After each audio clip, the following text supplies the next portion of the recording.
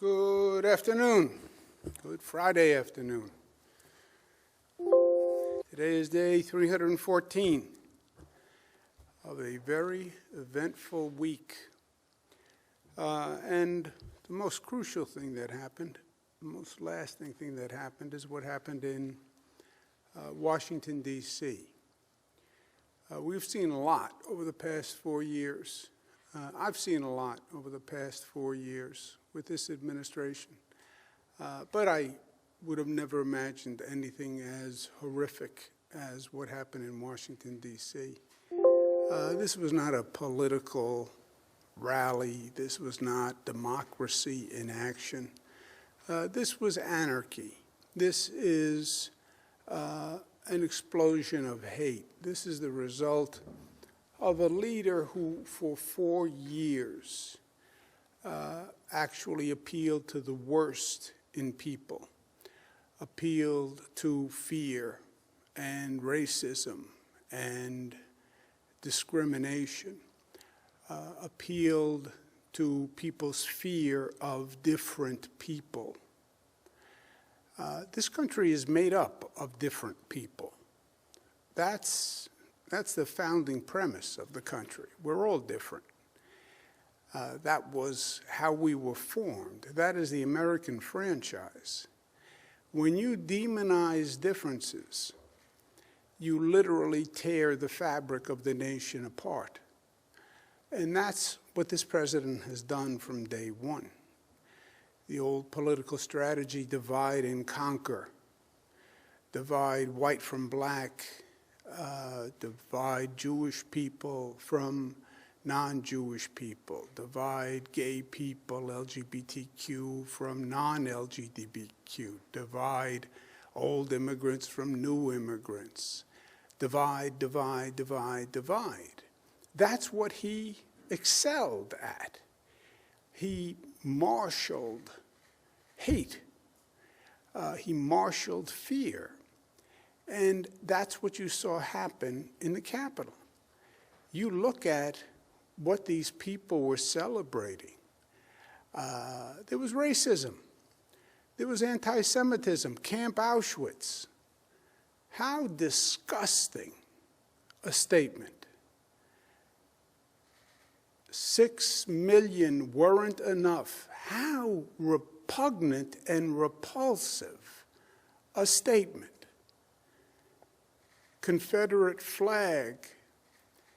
This was the KKK in Charlottesville, who didn't wear a mask because they felt liberated in their hate by President Trump.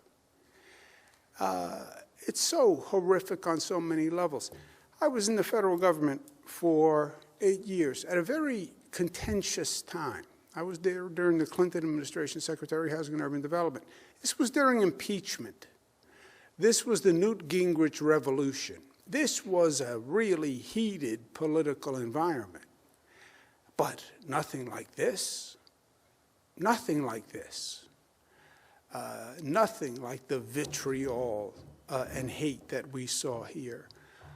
From a security point of view, I'm shocked at what they allowed to happen. I remember walking into a federal building, you had to go through metal detectors, take everything out of your pockets as a cabinet secretary. The security of government, the security of the American government, that is paramount. And international countries and anarchy groups watch this. State of the Union address. Several times, I was the cabinet member who didn't attend the State of the Union. Why? They were so security conscious that they said, well, if everyone is in the state capitol, it's an opportunity for someone to attack. So they had one cabinet member stay out, just in case there was, God forbid, an attack. Look at the level of security and the level of planning. And then they gave me all these briefings and showed me all these national security issues. What happened to the security of the nation's capital? I mean, if you're looking at this, any bunch of thugs, any mob, can literally take over the government, which is what they did. The police, what happened? What happened to the security forces? I mean, look at the difference when President Trump wanted to walk across the street to hold the Bible in front of a church for a photo opportunity. He had the Attorney General as the advance man. He had troops. He had tear gas. He had people on horseback clearing the way for a photo opportunity. When there are protests for civil rights with predominantly black and Latino protesters, look at how they acted. And here you had for hours this crowd running rampant. They said to me at the beginning of it, maybe we should send down National Guard. I said, well, by the time we assemble the National Guard and we get them down there would be hours. I'm sure, given the police presence in Washington, D.C., they're going to have thousands of police in a matter of moments. It never happened. It never occurred.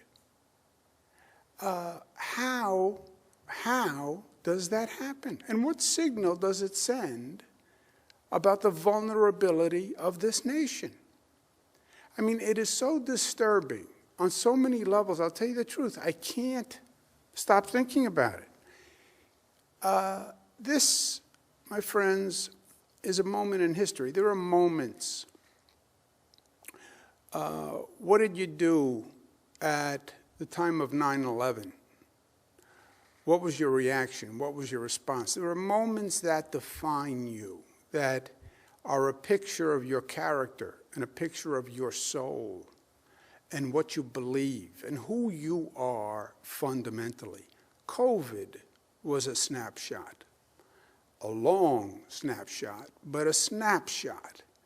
What did you do when COVID happened? How did you react? Did you stand up? Did you run away? Were you competent? Were you incompetent?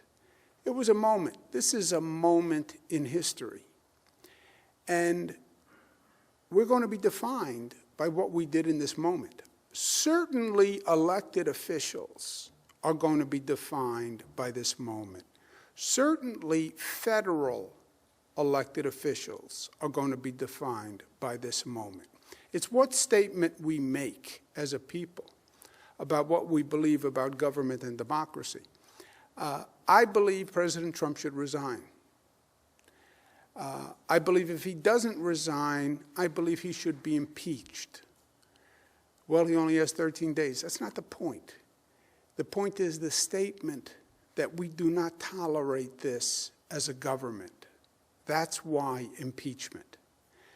Now, impeachment will bring great anguish to the country. The last thing I want to see, and this nation needs, is another period of division, another period of hyper-political activity.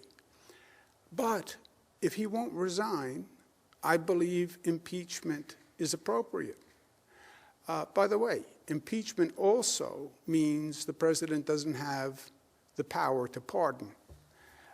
And some of the pardons this president has done are really reprehensible. But I believe if he doesn't resign, he should be impeached. But I believe he should resign. I call on every New York federal official to call for President Trump's resignation. Don't put the country through an impeachment. Don't wait for any cabinet action. Call for him to resign as his own act, but call for him to resign.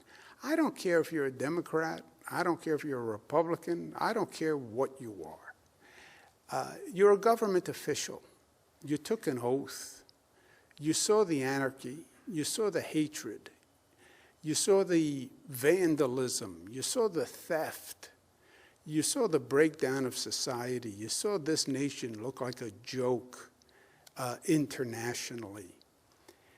Put your politics aside and do what any reasonable American believes. Now, even in this political time, we still have reasonable Americans. There is no reasonable American who looked at that screen and saw what happened and said, this is okay. There's no reasonable American who saw what the president did and said, this is okay. None. Are there hate mongers who say, yeah, that's right, overthrow the government? Sure there are. Sure there are those voices. But don't respond to those voices. Don't respond to those voices. Respond to what reasonable Americans, reasonable New Yorkers believe, responsible New Yorkers believe. Put principle over party. There is no Republican or Democratic elected official, federal official, who can look in the mirror today and say, I condone what happened. I condone what this president did. None. You support an orderly transition of power? President Trump resigns. Vice President Pence takes over. Vice President Pence governs for the remaining days. That's an orderly transition of power and a statement of principle. Make that statement today. If you don't, you will live with it forever. And the question is simple. Were you with the mob, or are you with the American people? If you're a New York federal representative, are you with the mob, or are you with New Yorkers? That's what I ask you today. New Yorkers, Democrats and Republicans, they don't support mob rule. They don't support racism. They don't support anti-Semitism. They don't support discrimination. They don't support anarchy. No New Yorker does. And if they do, I don't care if you're a Republican. You don't want to represent those sentiments. You don't. No responsible elected official should. Let our congressional delegation show this country that we still have reasonable leadership and principled leadership, and say, yes, this president should resign. The president should resign. Show that solidarity. Show that, yes, there is some common sense left to government and some decency left in elected officials, despite the crazy political times. And if you don't, you will live with it. You will live with it.